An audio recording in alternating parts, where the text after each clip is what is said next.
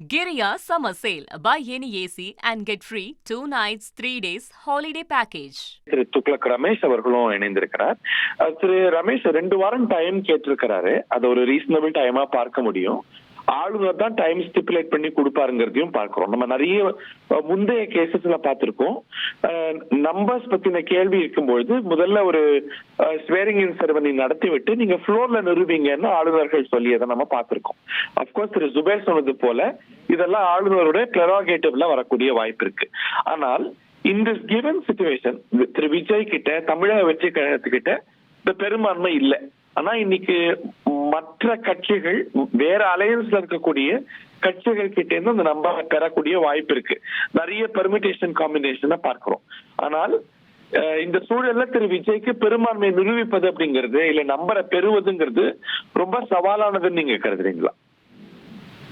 திரு விஜய் அவர்கள் பெரும்பான்மை நிரூபிப்பதற்கு மிக பெரும் சவால் இருக்கும் என்று நான் கருதவில்லை. காங்கிரஸ் கட்சி அவரை ஆதரிப்பதற்கு தயாராக இருக்கும் என்றுதான் நான் பார்க்கிறேன். முதலில் ஒரு விஷயத்தை நான் தெளிவுபடுத்த விரும்புகிறேன். திரு விஜய் அவர்கள் மெயில் அனுப்பிய அந்த அணுகுமுறை என்பது சரியானது என்று நான் கருதவில்லை. நேரக ஆளுநர் அவர்களை அவர் சந்திக்க நேரம் கேட்டிருக்க வேண்டும். ஒரு முதல் முறையாக முதலமைச்சராக பதவி ஏற்பவர் நேரக ஆளுநர் அவர்களை சந்திக்க நேரம் கேட்டு அவர் வாழ்த்து தெரிவித்த சம்பிரதாய அந்த சந்திப்பின் போதுதான் அவர் இந்த அவகாசத்தை கோரியிருக்க வேண்டும். எடுத்தவுடன் கடிதம் அனுப்புவது என்கிற மாதிரியான நடைமுறை, மெயில் அனுப்புவது என்கிற மாதிரியான நடைமுறை சரியானதல்ல, மரபு ரீதியாக மரியாதையுடன் கூடியது அல்ல என்பது என்னுடைய பார்வை. திரு ஆளுநர் அவர்கள் எப்போது சென்னை வருகிறார் என்ற வகையில் அதை விசாரித்து நான் தங்களை சந்தித்து பேச விரும்புகிறேன், ஆட்சி அமைப்பது குறித்து பேச விரும்புகிறேன் என்று தெரிவித்திருக்க வேண்டும். அந்த சந்திப்பின் போதுதான் இந்த 2 வார கால அவகாசம் என்பது கோரப்பட்டிருக்க வேண்டும். 2 வார கால அவகாசம் என்பது நியாயமான கால அளவு தான் என்று நான் பார்க்கிறேன். மெஜாரிட்டி நிரூபிப்பதற்கு அவருக்கு வாய்ப்புகள் உள்ளன என்றுதான் நான் பார்க்கிறேன். ஆனால் எனக்கு முன்னால் பேசியவர் குறிப்பிட்டதை போல இந்த சட்டமன்றம் என்பது ஒரு சவால் நிறைந்த சட்டமன்றத்தை அவர் எதிர்நோக்க வேண்டி இருக்கும் என்பது என் பார்வை. இல்லை, என்னென்ன காம்பினேஷன்ல அவருக்கு இந்த 117, 118 அப்படிங்கிற நம்பர் கிடைக்கும்னு நினைக்கிறீங்க? ஏன்னா இந்த நம்பரும் கூட அவர் இன்னைக்கு பெற்றிருக்கக்கூடிய நம்பரும் கூட அவர் வெற்றி பெற்ற 2 சீட்டுகளையும் சேர்த்து ஒன்னு இயல்பாகவே ஒரு இடைத்தேர்தல் வந்தா கரைந்து போயிடும். சோ வேற எந்த காம்பினேஷன்? நீங்க காங்கிரஸ் சொன்னீங்க, காங்கிரஸ் ஒரு வாய்ப்பு அப்படின்னு. ஏன்னா ஒரு ப்ரீபோல் அலையன்ஸுக்கு 2 பேர் 2 அணிகளிலிருந்தும் வரலாம். அந்த வகையில் பாட்டாளி மக்கள் கட்சியும் அவரை ஆதரிப்பதற்கு வாய்ப்பு இருக்கிறது. மந்திரி சபையில் இடம் அளிக்கக்கூடிய பட்சத்தில் முதலில் 10 இடங்கள் உறுதியாகிவிடும், காங்கிரஸ் மற்றும் பாமக. காங்கிரஸ் பாமக அதிக ஹைலி ப்ராபபிள் நீங்க கருதுறீங்க. பாமக இருந்தால் விடுதலை சிறுத்தைகள் வராது அப்படின்னு புரிஞ்சுக்கலாம். 2 கம்யூனிஸ்ட் கட்சிகளும் வெளி ஆதரவை கொடுக்கறதுக்கான வாய்ப்பு இருக்குன்னு நினைக்கிறீங்களா? ஏன்னா கம்யூனிஸ்ட் கட்சிகள் இயல்பாகவே கூட்டணி மந்திரி சபைகள்ல பங்கு பெறுறது இல்ல. கம்யூனிஸ்டுகள் மந்திரி சபையில் இணைய மாட்டார்கள். அதுவும் இல்லாமல் நேர்மாறான ஒரு அரசியல் நிலைப்பாட்டில் இருந்துவிட்டு உடனடியாக போய் சேர மாட்டார்கள். அது கம்யூனிஸ்ட் கட்சிகளுக்கு பெருமை சேர்க்காது.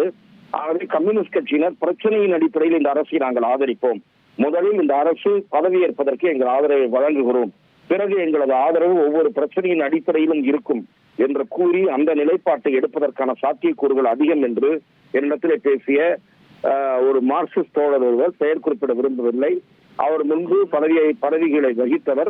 அவர் என்னிடம் தெரிவித்தார், அதற்கான வாய்ப்பு இருப்பதாக தெரிவித்தார். திரு டிடிவி தினகரன் அமமுகவும் கூட ஒரு ஆப்ஷன் நீங்க கருதுறீங்களா? ஆமா, அவரிடம் ஒரு தொகுதி தான் இருக்கிறது என்று நினைக்கிறேன். அவரும் வாய்ப்பு இருக்கிறது. நீங்கள் எல்லாரும் உங்களுக்கு ஒரு 4-5 பேருக்கு மந்திரி சபையில் இடம் தர வேண்டிய நெருக்கடி திரு விஜய்க்கு ஏற்படலாம் என்று நான் நினைக்கிறேன். ஒரு நெருக்கடின்னு பாத்திர முடியுமா? ஏன்னா அவர் விக்கிரவாண்டியில முதல் மாநாட்டிலேயே அதை ஒரு கொள்கை நிலைப்பாடாவே சொன்னார். மற்ற கட்சிகள் வரல, இல்ல அதுக்கான சூழல் வரலங்கிறது ஒரு உண்மை. பட் ஆனா இது ஒரு நெருக்கடின்னு சொல்லிட முடியுமா? ஏன்னா அவங்க முதல்லயே இந்த நிலைகளுக்கெல்லாம் வரத்துக்கு முன்னாடி முதல் மாநாட்டுல கொள்கை நிலையை அறிவித்தவங்களுக்கு இது நெருக்கடியா எப்படி மாறும்? ஆரியவர்களே, முதல்ல ஒரு கிளியர் மெஜாரிட்டி இல்லாத ஒரு கட்சிக்கு வெளியிலிருந்து கிடைக்கிற ஆதரவெல்லாம், அதாவது எப்போதும் என்ன சொல்வது, கத்தியின் மீது நின்று நடப்பதை போலத்தான்.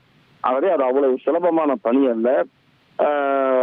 சட்டமன்றத்திலே சில பில்லோ அல்லது சில விஷயங்களோ பாஸ் ஆக வேண்டும் என்றால் அந்த ஓட்டெடுப்பில் ஒவ்வொரு முறையும் வெற்றி பெற வேண்டும். தோல்வியடைந்தால் அது அந்த அரசாங்கத்திற்கு அசிங்கம். ஆகவே ஒரு சவால்களுடன் கூடிய பயணமாகத்தான் அவரது பயணம் தொடங்குகிறது என்று நான் பார்க்கிறேன். Giriya Summer Sale. Buy any AC and get free 2 nights, 3 days holiday package.